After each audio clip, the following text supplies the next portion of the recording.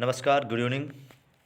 मैं आकाश त्रिपाठी अंकित एक बार पुनः आप सभी का स्वामी विवेकानंद विद्यालय बरवाड़ हरदोई के आधिकारिक यूट्यूब चैनल विवेकानंद क्लासेस में हार्दिक स्वागत करता हूं।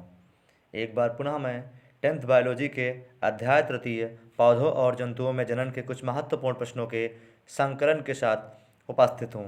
आइए प्रारंभ किया जाए। आपके सामने पहला सवाल, नर के शिश्न के समजातीय मादा में क्या पाया जाता है। जैसा कि मैंने पिछले वीडियो में आपको बताया था कि जो नर होता है उसमें शिश्न पाया जाता है। जो उसका सेक्सुअल आर्गन होता है उसके सबसे आगे का जो शंक्वाकार भाग होता है उसे पेनिस या शिश्न कहते हैं। तो उसी तरीके से आपको ये बताना है कि मादा में पेनिस के समान कौन सी संरचना पाई जाती है। पहला ऑप्शन है कापोरा कैवर्नोसा, दूसरा ऑप्शन है शुक्राशय, तीसरा ऑप्शन है योनि और चौथा ऑप्शन है प्रेपियूस।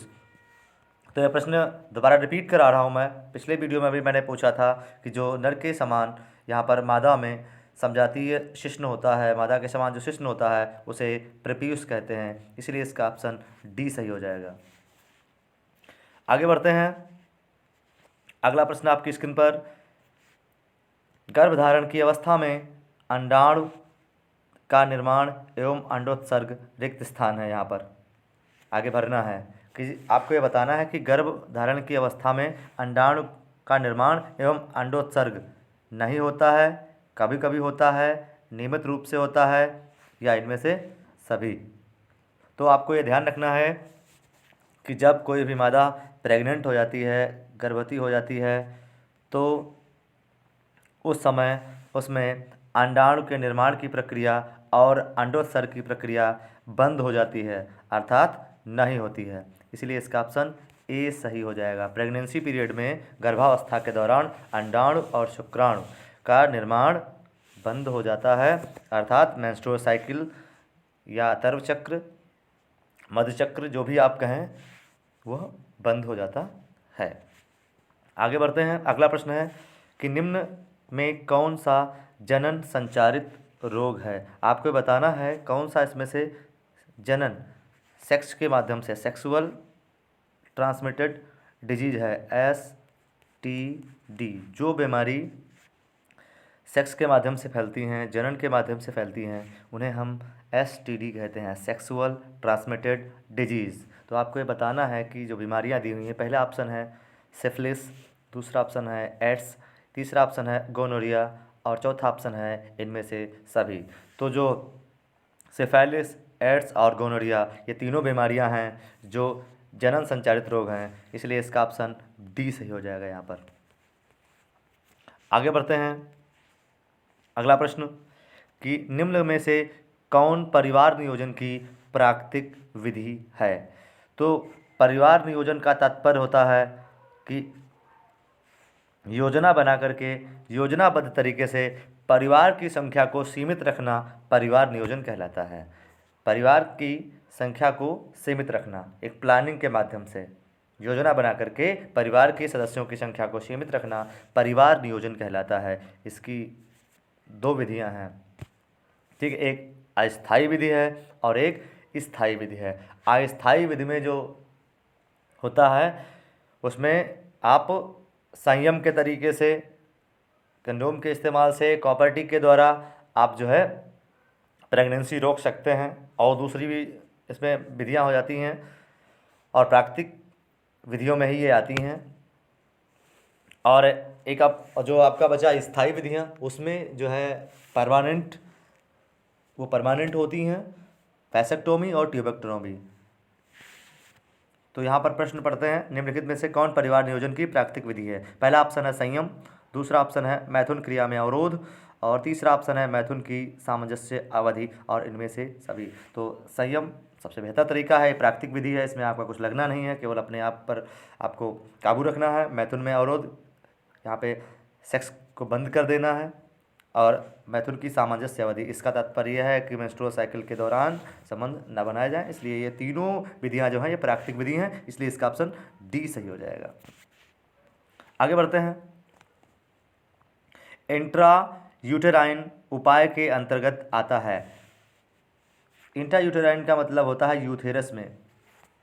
कौन सा निम्नलिखित में से यूथेरस में उपाय अपनाया जाता है? तो पहला ऑप्शन है आपका कंडोम, दूसरा ऑप्शन है कॉपर टी, और तीसरा ऑप्शन है डायाफ्राम, और चौथा ऑप्शन है लूप। तो इंट्रायूटेराइन उपाय के अंतर्गत यहाँ पर कॉपर टी आता है कि कॉपर टी जो है वो आपके यूथेरस में एक टी के आकार की तांबे की आकृति होती है, टी होती है तांबे की, जो टी के शेप की होती है, जिसको गर्भाशय में स्थापित कर दिया जाता है। और जब तक यह टी स्थापित रहती है तब तक जो मादा है वो प्रेग्नेंट नहीं होती है, गर्भ धारण नहीं कर पाती है। आवश्यकता अनुसार इसे कॉपर टी को अलग कराया जा सकता है, इसलिए इसका ऑप्शन बी सही हो जाएगा। आगे बढ़ते हैं। अपखंडन निम्नलिखित में से किसमें होता है? तो जो पौधों में अलैंगिक जनन होता है उसकी अपखंडन, विखंडन, मुकुलन, ये इसकी विधियां हैं। तो यहाँ पर आपको ये बताना है कि अपखंडन निम्नलिखित में से किसमें होता है? तो पहला ऑप्शन है स्पाइरोगैरा, दूसरा ऑप्शन है हाइड्रा, तीसरा ऑप्शन है प्लेनेरिया, और चौथा ऑप्शन है इनमें से सभी।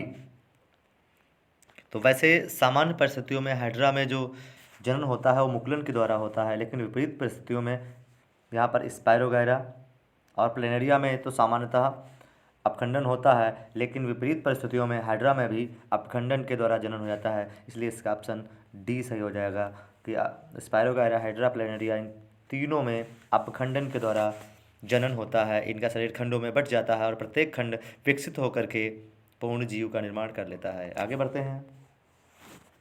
अगला प्रश्न है डीएनए की प्रतिकृति बनाना एक कैसी प्रक्रिया है? तो यहाँ पे डीएनए प्रतिकृति का मतलब है डीएनए की दूसरी प्रतिलिपि का बनना।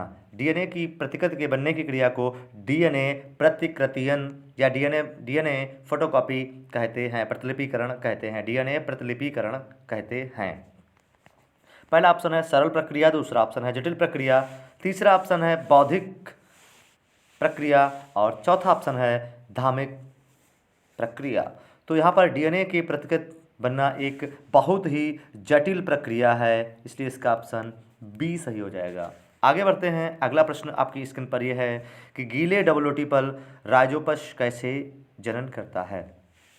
तो आपने देखा होगा कि सर्दी के मौसम में डबल रोटी हो या रोटी हो, इस पर कुछ सफ़ेद सफ़ेद रंग की फफूंदी जैसी जम जाती है, जिसे सामान्य तौर पर राइजोपस कहते हैं। तो आपको ये बताना है कि राइजोपस किस प्रकार से जनन करता है। तो हाँ, मैंने आपको बताया है कि जो कवक होते हैं सामान्यतः उनमें बीजाणु जनन के द्वारा जनन होता है, इसलिए इसका ऑप्शन ए सही हो जाएगा। मुकुलन जो होता है स्पेशली हाइड्रा में होता है।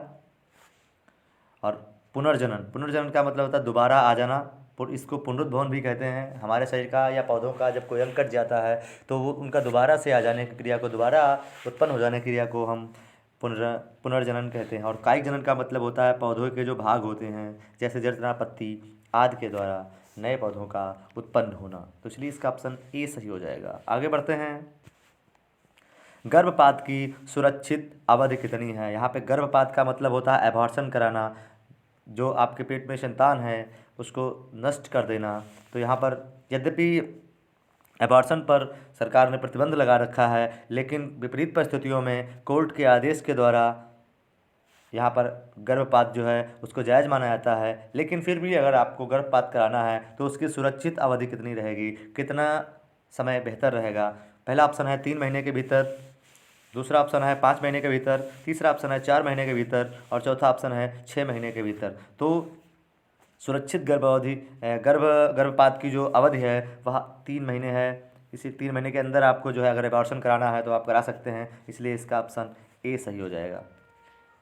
आगे बढ़ते हैं। गर्भपात भ्रूण के किस अवस्था में सुरक्षित माना जाता है? अगर आपको गर्भपात कराना है तो ये भ्रूण निर्माण की कई अवस्थाएं यहाँ पे दिए हैं। एक पहली है ब्लास्टुला अवस्था, दूसरी है अंग निर्माण, और तीसरी है परिपक्व भ्रूण, और चौथा इनमें से सभी। तो परिपक्व भ्रूण, जब भ्रूण परिपक्व हो जाएगा तो एक तरीके से कह सकते हो आपने हत्या कर दी पूरे एक जीव की, और ये काफ़ी जटिल प्रक्रिया है भ्रूण निर्माण की प्रक्रिया, तो ये तो बिल्कुल उपयुक्त नहीं हो सकती। अंग निर्माण, जब शरीर में जो है अंग बन जाएंगे तब अगर आप गर्भपात कराते हैं तो समझ लीजिए ये भी एक जटिल प्रक्रिया हो जाती है। यहाँ पे भी काफ़ी लंबा समय लग सकता है, काफ़ी लंबे समय तक ब्लीडिंग जैसी समस्याएं जारी रहती है। लेकिन जो ब्लास्टुला स्टेज है, यहाँ पर भ्रूण के ऊपर एक जो झिल्ली जैसी बनती है, ब्लास्टुला स्टेज है, ये सबसे बेहतर मानी जाती है। इसलिए इसका ऑप्शन ए सही हो जाएगा कि अगर आपको एबॉर्शन कराना है तो ब्लास्टुला स्टेज में कराएं, यह आपके लिए सुरक्षित माना जाएगा। इसमें जब जो है आपकी अर्थात जो माँ है वो बिल्कुल सुरक्षित रहेगी, जो मादा है वो सुरक्षित रहेगी।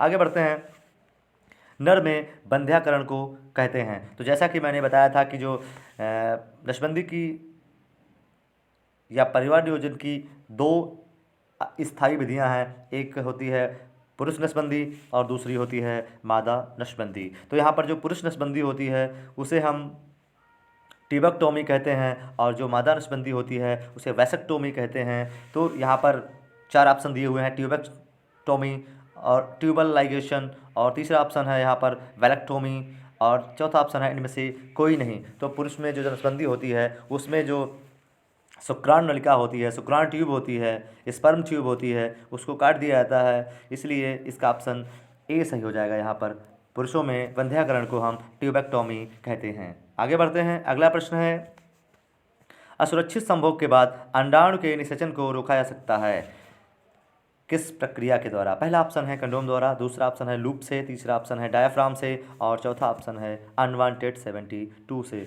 तो कंडोम, लूप और डायाफ्राम, ये तीनों ऐसी विधियां हैं जो आपको सुरक्षित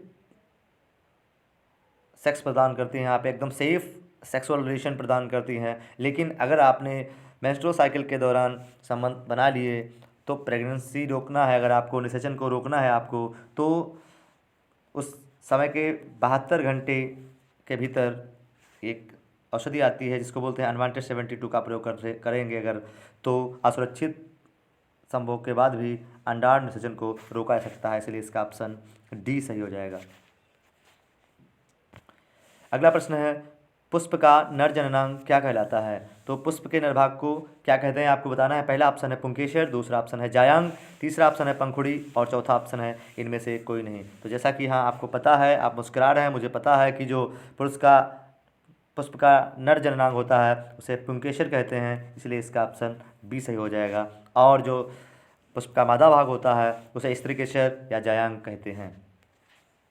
आगे बढ़ते हैं, अगला प्रश्न है, निम्न में से कौन सा जीवाणु जनित रोग है? आपको यहाँ पर बताना है कि कौन सा रोग जो है वो जीवाणु या बैक्टीरिया के द्वारा फैलता है। पहला ऑप्शन है गोनोरिया, तीसरा ऑप्शन है सिफिलिस, तीसरा ऑप्शन है मस्सा, और चौथा ऑप्शन है इनमें से सभी। तो जो गोनोरिया और सिफिलिस हैं ये दोनों STD हैं, सेक्सुअल ट्रांसमिटेड डिजीज़ हैं, ये सभी वायरस के द्वारा फैलती हैं, अर्थात विषाणु के द्वारा फैलती हैं। और जो मस्सा है वह जीवाणु जनित रोग नहीं है। यहाँ पर क्षमा चाहूँगा कि गोनोरिया और सिफिलिस जो हैं वो STD तो हैं, लेकिन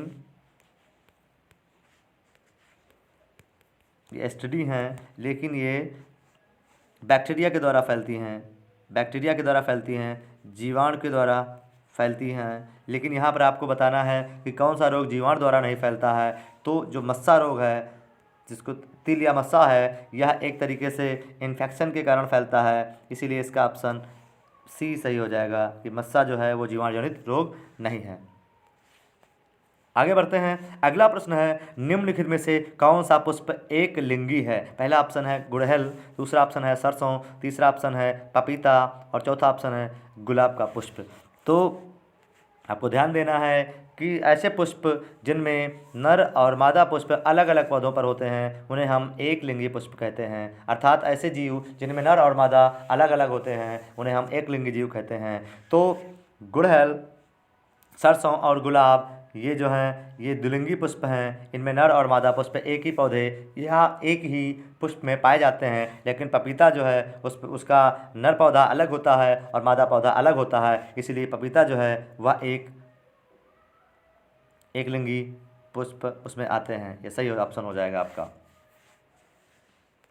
आगे बढ़ते हैं, अगला प्रश्न है, निम्नलिखित में से कौन सा उभयलिंगी जंतु है? और उभयलिंगी जंतु का तात्पर्य यहाँ पर कौन सा ऐसा जंतु है जिसमें मेल और फीमेल सेक्स ऑर्गन एक ही जीव में पाए जाते हैं? तो कुत्ता जो होता है, कुत्ता में mail dog and female dog अलग अलग होता है, बिल्ली में भी मेल और फीमेल अलग अलग होते हैं, बकरी में भी मेल और फीमेल अलग अलग होते हैं, लेकिन केचुआ जो होता है उसमें नर और मादा जननांग एक ही जीव के अंदर होते हैं, इसीलिए केचुआ उभयलिंगी जीव है। इसीलिए इसका ऑप्शन ए सही हो जाएगा। आगे बढ़ते हैं, अगला सवाल, अगला प्रश्न है आपके लिए, निम्नलिखित में से कौन पुनरुद्भवन का उदाहरण है? तो पुनरुद्भवन का तात्पर्य है पुनः उद्भव, दोबारा उगाना। जो कुछ शरीर के अंग ऐसे हमारे शरीर में जो यकृत होता है उसमें सबसे ज़्यादा पुनरुद्भवन की क्षमता पाई जाती है। इसी तरीके से जो पौधे हैं उनका जब कोई भाग कट जाता है तो वो दोबारा से वहाँ पर उत्पन्न हो जाते हैं, जैसे छिपकली की पूंछ भी दोबारा पुनः आ जाती है। इस गुण को ही हम पुनरुद्भवन कहते हैं। तो आपको ये बताना है कि यहाँ पे किस जीव में पुनरुद्भवन देखने को मिलता है। पहला ऑप्शन है हाइड्रा, दूसरा ऑप्शन है अमीबा, तीसरा ऑप्शन है स्पायरोगायरा। तो यहाँ पर जो आप पुनरुद्भवन सबसे अधिक देखने को मिलता है वो आपको हाइड्रा में देखने को मिलता है, इसलिए इसका ऑप्शन ए सही हो जाएगा। आगे बढ़ते हैं, आपके सामने अगला सवाल,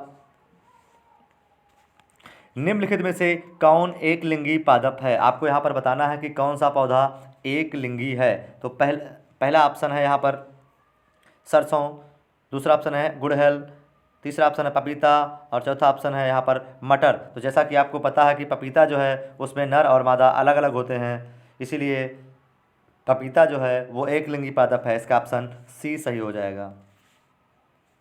आगे बढ़ते हैं, अगला प्रश्न है, एक प्रारूपी पुष्प के सबसे बाहरी पुष्प पत्र को क्या कहते हैं? ये आपको बताना है कि जो पुष्प का सबसे बाहरी भाग होता है उसे क्या कहते हैं। तो पहला ऑप्शन है यहाँ पर दलपुंज, दूसरा ऑप्शन है पुमंग, तीसरा ऑप्शन है जायांग और चौथा ऑप्शन है परागकोश। तो जैसा कि आपको पता है कि जो पुष्प का सबसे निचला भाग होता है, सबसे बाहरी भाग होता है, जो हरे रंग के होते हैं, उसे हम वाह्यदल पुंज कहते हैं। लेकिन यहाँ पर वाह्यदल पुंज कोई ऑप्शन नहीं है, इसलिए इसका ऑप्शन ए सही हो जाएगा कि जो पुष्प का सबसे बाहरी पुष्प पत्र होता है उसे हम दल पुंज कहते हैं। और आज का अंतिम प्रश्न आपकी स्क्रीन पर यह रहा कि निम्नलिखित में से कौन परिवार नियोजन साधनों में प्रयुक्त होने वाला एक प्रभावी उपाय है? यहाँ पर यह आपको बताना है कि कौन सा उपाय सबसे ज़्यादा प्रभावशाली है। पहला ऑप्शन है कंडोम का इस्तेमाल, दूसरा ऑप्शन है डायाफ्राम, तीसरा ऑप्शन है कॉपर टी एवं लूप और चौथा ऑप्शन है इनमें से सभी। तो गैस कंडोम, डायाफ्राम और कॉपर टी एवं लूप, ये तीनों आप जो हैं विधियां, ये बिल्कुल प्रभावी साधन हैं, इसलिए आपका ऑप्शन डी सही हो जाएगा। ये तीनों जो हैं, ये सभी विधियां जो हैं, ये सभी अस्थायी विधियां हैं, इसलिए इसका ऑप्शन डी सही हो जाएगा। आज के लिए इतना ही। कमेंट बॉक्स में ये बताना ना भूलें आज का सेशन कैसा लगा। लेकिन एक बार पुनः आप लोगों से मेरा निवेदन है कि अगर यह आपको वीडियो आपकी परीक्षा के लिए उपयोगी लगा है तो कमेंट करके ज़रूर बताएं। वीडियो को लाइक करना ना भूलें और इस वीडियो से अगर आपके मित्र भी लाभान्वित हो सकें, इसीलिए यह वीडियो उन्हें ज़रूर शेयर करें। और अगर आपने इस चैनल को सब्सक्राइब नहीं किया है तो कृपया चैनल को सब्सक्राइब जरूर करें और नोटिफिकेशन पाने के लिए बेल आइकन दबाएं। और अगर आप नोटिफिकेशन, इस वीडियो की नोटिफिकेशन व्हाट्सएप के माध्यम से पाना चाहते हैं या कोई मुझसे प्रश्न पूछना चाहते हैं, व्हाट्सएप पे भी जुड़ सकते हैं। दिए गए नंबर पे आप मैसेज करें 9621727242। Thanks for watching. फिर मिलते हैं, अपना ख्याल रखिएगा।